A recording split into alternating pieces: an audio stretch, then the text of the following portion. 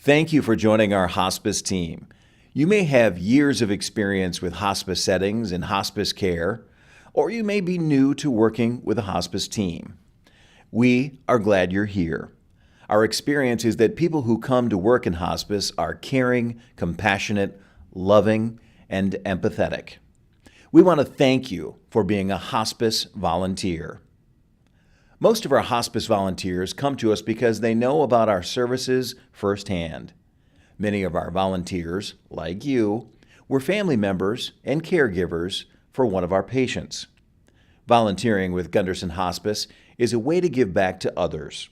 Volunteers are used in patients' homes as family support volunteers, office volunteers, special events volunteers, and bereavement volunteers.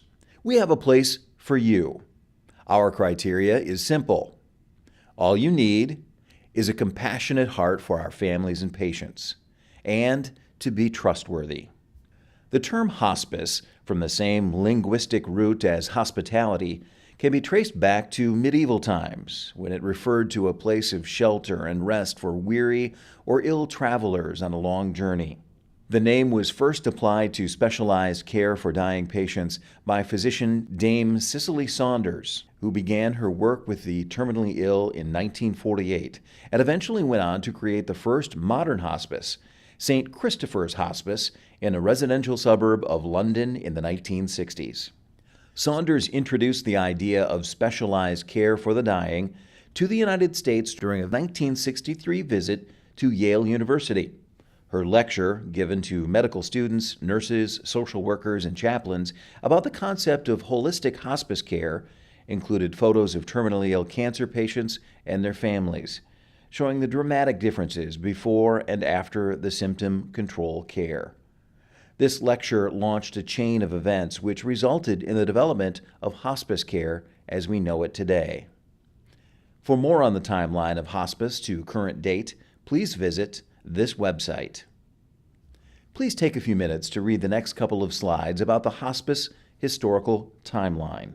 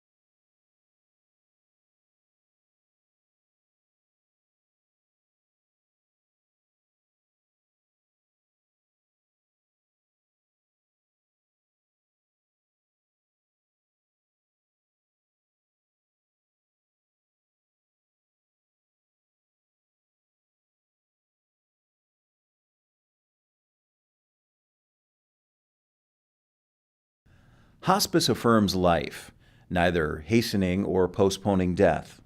Hospice is about living life to the fullest with dignity and comfort. Hospice is about the patient, and as the founder of modern-day hospice services, Dame Cicely Saunders once told hospice patients, "You matter to the last moment of your life, and we will do all we can not only to help you die peacefully, but to live until you die." You are a vital member of the hospice team. In fact, the Center for Medicaid and Medicare Services, CMS, requires that hospice volunteers' hours must comprise of at least 5% of the total hospice service hours. The phrase day-to-day, as used in the CMS standard, requires hospices to incorporate volunteer services into their daily patient care and operation routine in order to retain the volunteer-based essence of hospice as it originated in the United States. This language is used to ensure that hospice programs fully integrate volunteers into the work of the organization. In order to meet the 5% requirement, volunteers must be providing services related to patient care or administrative support. Gunderson Health System Hospice offers support and care for patients with a physician-certified life expectancy of approximately 6 months or less who are no longer undergoing treatment to cure their illness. Hospice focuses on providing patients physical, emotional, and spiritual comfort and quality of life during their remaining days, whether they're at home, in an assisted living facility, long-term care facility, or in the hospital. Hospice is based on the idea that dying is part of the normal life cycle and supports dignity and quality of life. In addition, primary caregivers receive bereavement support in the year following the hospice patient's death. In 2014, approximately 1.6 million Americans received hospice care. The median length of hospice service was 17.4 days. Where do patients receive hospice care? Well, 58.9% at home. 31.8% are in hospice inpatient facilities, and 9.3% are in acute care hospital facilities. Ages of patients receiving hospice care: 84% are 65 years or older, with 41.1% being 85 years or older. The hospice philosophy is to provide sensitivity-focused care and support for people and their families in the final phases of a terminal illness, to enable patients to carry on an alert, pain-free life and to manage other symptoms so that they may have dignity, comfort, and quality of life, and to recognize dying as a natural part of life. Here are some things you should know about hospice. Hospice is not a place, but a special kind of care. Hospice is available to people of all ages with any kind of life-limiting illness, including cancer, advanced Alzheimer's disease, heart disease, lung disease, kidney disease, HIV and AIDS, and other life-limiting illnesses. Hospice is fully covered by Medicare, Medicaid, and most private insurance plans and HMOs. Hospice provides medications and medical equipment needed to keep a person safe and comfortable. There's no limit to the amount of hospice care a person can receive. It's available as long as a doctor believes a patient is eligible. Hospice care can include complementary therapies such as essential oils, music, art, and pet therapies, depending on the location of the individual, to bring additional comfort to patients and families. To provide excellent and quality care to patients and their families, we have an interdisciplinary team that works together to promote the best outcomes for the patient. Since our work is based on a team concept, knowing the role of each team member can keep the process running smoothly. The hospice care team includes physicians. This can be the patient primary care provider and the hospice provider or medical director. They collaborate with all members of the interdisciplinary team to ensure that all aspects of suffering are addressed.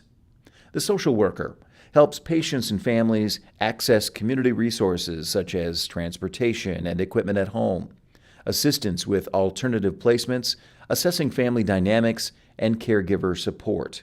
They also provide counseling for death-related issues, including communication concerns, anticipatory grief, and bereavement assessments. The RN coordinates the patient's care, communicates with attending physicians and other members of the team, assesses the patient's and family's needs, and supervises care in the patient's home and other settings. Hospice aids bathes patients, assists with activities of daily living, offers comfort measures, and reports changes in patients' and families' condition. Spiritual care: chaplains address spiritual and existential needs, coordinate and/or provide spiritual interventions, and offer spiritual support for patients and family members. Bereavement coordinators provide bereavement support to patients, family, and friends after the hospice patient's death for at least 13 months. Therapists, PT or OT, promote safety and comfort at home, such as helping patients maintain as much independence as possible, or teaching caregivers how to safely help a loved one transfer or walk around the home. Volunteer coordinators assist in recruiting, training, and supporting volunteers while connecting patients, families with volunteers based on needs and requests. Volunteers, you. We will review what you can do to support our patients and families as a volunteer a bit later. Other team members includes intake coordinators, facilities, or the family caregivers. The full range of hospice service includes our team approach to the care of the patient, medications for pain and symptom management related to the terminal illness, medical supplies, medical equipment, tests and treatments for pain and symptom management, short-term hospital care when pain or other symptoms are too much to manage at home. Respite care is available for family or friends who need a break from demands of daily care. The hospice team work together to promote comfort and improve the quality of life for the patient. At the end of life, symptoms such as pain, shortness of breath, worry or anxiety, restlessness, and others may develop or worsen. And although curing the disease is no longer possible, there is much that can be done for the patient and family to promote comfort. Different groups of medicines for pain, shortness of breath, restlessness, for nausea, and other symptoms may be used. Physical, mental, social, and spiritual needs can affect the patient's level of comfort. Controlling pain and other symptoms helps to promote a better quality of life. Respecting the rights of the patient and family is of critical importance during the sensitive months before the patient's death. The patient and family have many rights. For example, the patient has the right to refuse care and can choose any hospice program they want. Here is the Hospice Patient and Family Bill of Rights for your review. Please review the hospice patient's Bill of Rights so you are aware of what they are in order to provide the best possible support to patients and their families.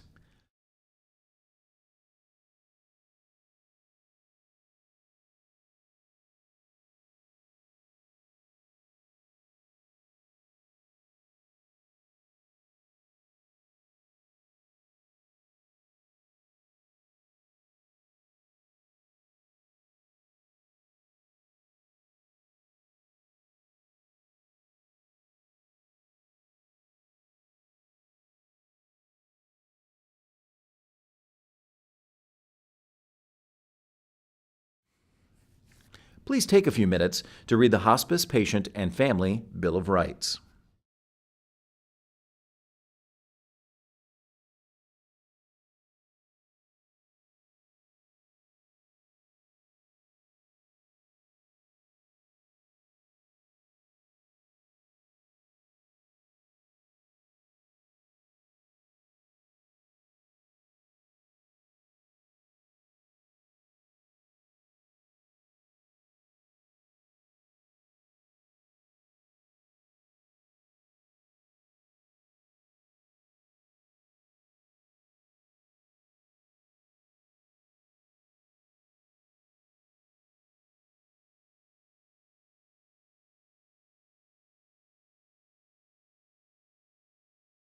Welcome to the beginning of your journey toward becoming a hospice volunteer.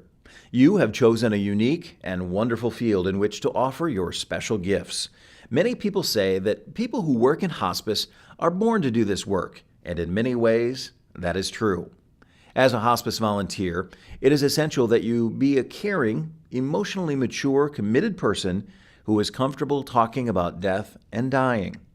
If that is the kind of person you are, you will probably find that you gain a sense of satisfaction from making a difference in people's lives and glean valuable insights from relationships with patients and their families and from working with the hospice team.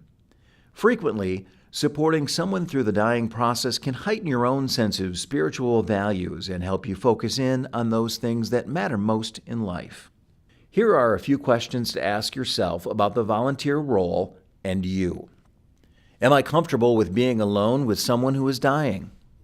Am I capable of dealing with the tears and/or stress of patients and their loved ones without taking them on as my own? Am I capable of not taking it personally if a patient is rude or they display inappropriate behavior? Am I capable of setting my personal feelings and/or preconceived ideas aside and supporting the patient and family in the ways they need? Here are some things that you may do as a hospice volunteer. Be a listening ear. Run errands. Help with seasonal chores. Walk the dog. Assist with light housekeeping. Share hobbies. Be a comforting presence. Help with correspondence, reading or writing. Read or play music. Provide respite. Take a patient for a walk. Here are some things you may not do as a hospice volunteer. Provide personal care to patients, like cutting fingernails or toenails. Administer or handle any medications. Lift, transfer, or toilet patients. Accept payment from patients or families. Perform heavy household duties. Stay in a patient's home if he or she is not there. Receive personal phone calls at a patient's home. Provide physical therapy. Accept a key to a patient's home. Give food or drink to an unconscious patient. Or provide transportation. Communication between the hospice team members and the volunteer is very important. This communication begins as the patient is admitted to hospice and continues as the patient's condition changes. Communication is crucial to effective treatment of patients in hospice. Confidentiality is critical to developing trust with your patients and among team members. Issues must be discussed, but only within the realm of interdisciplinary meetings. Volunteers especially may be told information that can be disturbing. It is important to jot down questions or information that needs to be clarified when it can be done tactfully. Then, have the questions answered or information provided at an interdisciplinary meeting. Remember to document your visit or activity with a patient family within 72 hours. You will be shown just how to do this. Based on the expectations expressed by patients and families, it is important to keep in mind that our number one goal is to be a supportive part of a patient's hospice journey. Through our experience, the following expectations have been expressed by patients and their families as ways to successfully support them. To meet them where they are in their journey by building rapport, being honest and respectful of personal beliefs, providing emotional and social support, communicating with the care team about concerns, taking time to listen and be present, honoring confidentiality of the patient and family, being reliable and timely as arranged, letting patient and family drive conversations and topics of discussion. Here are some things you can do to demonstrate attentive listening. Stop talking and concentrate on what they are saying. You can do this by actively focusing your attention on the words, ideas, and feelings expressed. Empathize with them. Try to put yourself in their place so you can better understand what they're trying to tell you. Look at them. Watch body language, expressions, eyes. These will communicate more to you than the actual words they are saying. Smile, nod, and respond appropriately. Be genuine. These responses provide reinforcement. Be careful, though, not to overdo it. Use clarifying statements and questions. When you don't understand or when you need further clarification, ask for more information. But make sure your questions don't come as a put-down. Don't interrupt. Give the person the time to give the full message. Set your own emotions aside. Don't allow yourself to be distracted by your own fears, worries, or problems. Try not to get angry at what is being said, as it may prevent you from understanding the meaning the other person is trying to convey. Don't argue mentally. Debating with a person in your mind while they're talking will prevent you from hearing what they're really saying. Get rid of distractions. Don't fiddle with your watch or a pencil in your hand. Put them out of your reach. Playing with these items will give the other person the message that you would rather be somewhere else. Listening from the heart, really listening, without judgment or preconceived ideas, is truly the greatest gift we can give to our patients and their families. Long after they've forgotten anything we might have told them, they will remember that we were there with them and that we listened. Devastating illnesses have an effect on the entire family system. Emotional, economic, physical, social changes, and difficulties arise. Often these problems do not disappear when the patient passes. With our support, we try to relieve some of the physical and mental stressors that are known to follow such a stressful event. Here are some ways volunteers can help to relieve stressors. Remain non-judgmental. Be respectful of culture and religion of all family members involved. Recognize that each family member handles the crisis in their own way. Don't take sides. It may seem that the patient is misunderstood or a family member is being taken advantage of by another. Don't make yourself out to be more lovable and caring than their family. Encourage communication and understanding among family members. Some families are loosely organized while others are closely knit and more independent. It helps to understand family systems and what can influence a family's behavior when a loved one is dying. You will still, however, need to interact with them in a positive way. Here are some suggestions for better interactions with the family. Pay attention to feelings. They may be afraid to hope or plan for the future. They may struggle with the idea of losing the patient and the family life they have created. Families ride an emotional roller coaster: hope, despair, glimmer of hope for recovery, and life as usual. Be prepared to listen and to accept a variety of emotional responses. Be attentive to everyone in the home. Offer recreation. Offer to keep the patient company while family go to church, out to dinner, etc. Reassure them not to feel guilty. Frustrations, resentments, and anxiousness will be less when they have an opportunity for a change of scenery by enjoying a pleasurable activity. It helps to understand family systems and what can influence a family's behavior when a loved one is dying. You will still, however, need to interact with them in a positive way.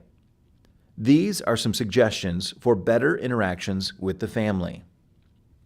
Remember that each person is an individual with their own emotions during a very stressful time. Never choose sides in a dispute between family members. Observe and report to the hospice team what you see, but stay out of it. Don't make judgments, even in your own mind. Stay patient and open-minded. Use tact and discernment in your conversations. Be aware of your impact. You represent hospice to the family at that moment. They will probably put a lot of weight on your opinions. Be careful how you use them. Make sure the family knows hospice is there for them as much as the patient. Their needs are important, and support is available to them. Remember that support is there for you. You don't have to face a stressed-out family by yourself. Call for help. Your supportive and stable presence can go a long way toward creating a calmer atmosphere with the family. Make sure each loved one has the time alone with the patient that they need when you are visiting. You are not there to interfere with family relationships, but are there to provide them the freedom to connect more deeply.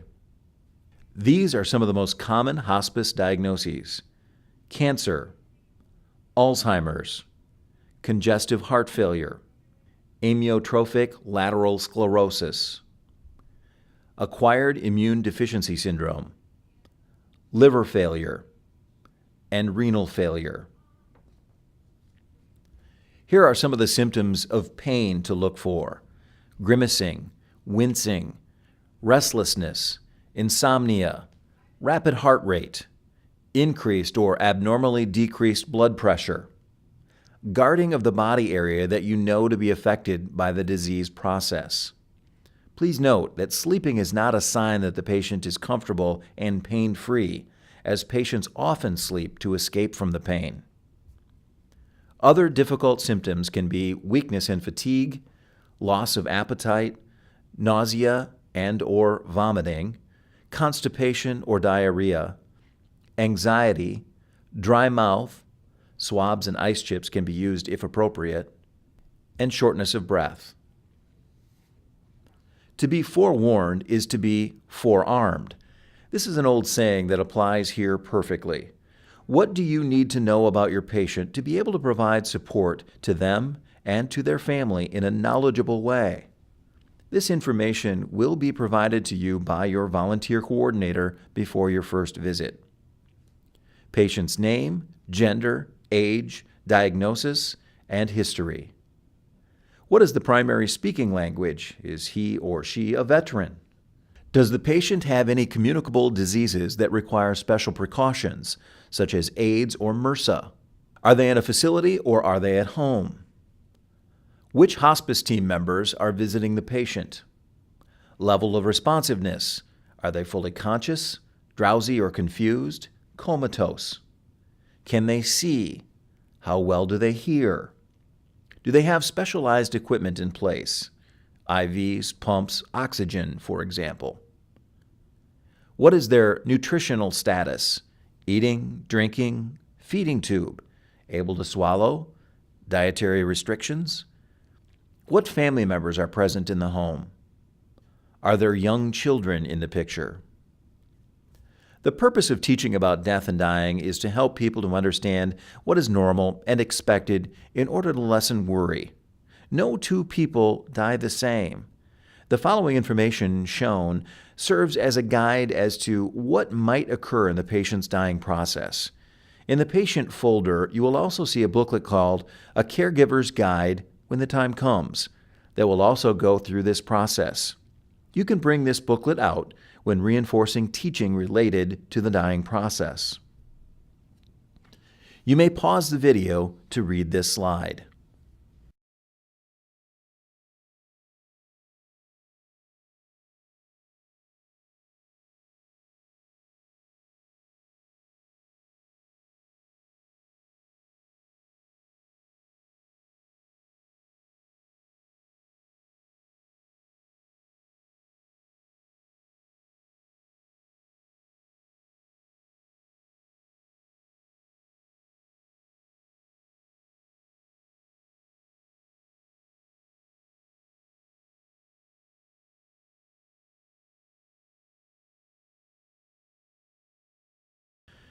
As you support patients and their families or get to know them personally, you may experience grief. It can be before or after the patient's death. Grief is the normal process of reacting to a loss. There is no right or wrong way to grieve. Grief is like a thumbprint. No two are the same. Everyone responds to grief differently, and as a result, there is a wide range of normal responses to grief. They may include numbness, sadness, loneliness, emptiness, anger, guilt, regret, or relief that the patient may no longer be suffering. Spiritually, you may struggle to find meaning in the loss or may feel more spiritually connected. Please know that grief lasts as long as it takes you to adjust and learn to live with the loss. Grief is no longer thought of as a series of stages, but rather more like a roller coaster, full of many ups and downs, highs and lows. In some cases, the bereaved learns how to incorporate their grief into their everyday life, also known as a new normal. There are many types of grief. Anticipatory grief is defined as grief before a loss associated with diagnosis, acute, chronic, and terminal illness experienced by patient, family, and caregivers. Examples of anticipatory grief include actual or fear of potential loss of health, loss of independence, loss of body part, loss of financial stability, loss of choice, loss of mental function. Acute grief begins after the death of a loved one and includes separation response, response to stress. During this period of acute grief, the bereaved person may be confused and uncertain about their identity or social role. They may disengage from usual activities and may experience disbelief or shock that their loved one is gone. Normal grief is described as usual feelings, behaviors, and reactions to a loss. Normal grief reactions to a loss can be physical, emotional, cognitive, and behavioral. Active grieving can take years. No one gets over the loss, but the relationship with the deceased changes. There is a reconnection with the world of the living. Complicated grief affects 2 to 3% of the world's population. Prevalence is seen in 10 to 20% after the death of a romantic partner, and estimates are much higher for parents losing a child. There are 4 types of complicated grief. Chronic grief is characterized by normal grief reactions that do not subside and continue over long periods of time. Delayed grief is characterized by normal grief reactions that are suppressed or postponed, and the survivor consciously or unconsciously avoids the pain of the loss. For example, they refuse to talk to anyone about grief or are not interested in bereavement groups. Exaggerated grief is intense reaction that may include nightmares, delinquent behaviors, and phobias or abnormal fears, and even thoughts of suicide. Masked grief is where the survivor is not aware that behaviors that interfere with normal functioning are a result of the loss. For example, canceling lunch with friends so that they can go to the cemetery every day to see their loved one's grave. Disenfranchised grief is defined as any loss that is not validated or recognized. Society may not want to acknowledge the grief and does not know how to deal with the loss. Those affected by this type of grief do not feel the freedom to openly acknowledge their grief. Those at risk include partners of HIV and AIDS patients, ex-spouses, ex-partners, fiancés, friends, lovers, mistresses, co-workers, children experiencing the death of a step-parent, women and husbands and partners who have experienced a terminated pregnancy or stillbirth. Acknowledging and accepting that you are grieving is the first step. Be gentle with yourself and with others who are grieving. It is okay to laugh and have fun. Balance home, play, work, and rest. We should communicate our feelings and allow others to support us. By attending memorial events, you may have the opportunity to say goodbye. If needed, seek professional help by talking with a counselor, spiritual advisor, or participate in a grief support group. You also have the ability to contact a hospice bereavement coordinator to help you. Volunteers have opportunities to provide grief interventions for survivors. Volunteers can provide presence, active listening, touch, silence. They all have a story. Assistance in identifying support systems, for example, extended family, friends, and support groups. Collaboration and referral to bereavement specialists or bereavement resources. Normalization of the grief process. Individualization of the grief process. Actualization of the loss and facilitating living without the deceased. As you start your journey with Gunderson Hospice, please know that we appreciate and value you. While the goal is to provide the best possible care for our patients and families during these difficult times, please remember that you also have rights as a volunteer. Here is the volunteer's personal Bill of Rights. I have the right to ask for what I need. I have the right to say no to requests or demands I know I can't meet. I have the right to change my mind. I have the right to my own feelings, whether positive or negative. I have the right to make mistakes. I have the right to expect others to deal honestly with me. I have the right not to be responsible for the behavior, problems, and feelings of others. I have the right to be afraid and to say so. I have the right to my own personal space and my own personal time. I have the right to be in a safe, non-abusive environment. I have the right to be treated with dignity and respect. I have the right to have my wants and needs respected by others. Thank you for volunteering with Gunderson Health System Hospice. Welcome to the team, and we'll see you soon.